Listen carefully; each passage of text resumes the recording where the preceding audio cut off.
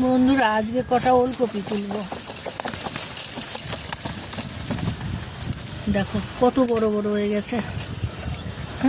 এই ড্রামের মধ্যে দিয়েছিলাম, সবেদা গাছের গোড়ায় দিয়েছি, দেখো কত বড় হয়েছে। দেখো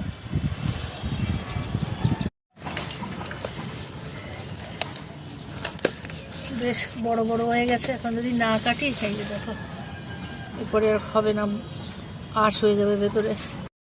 এটার দুটোই কেটে নেব।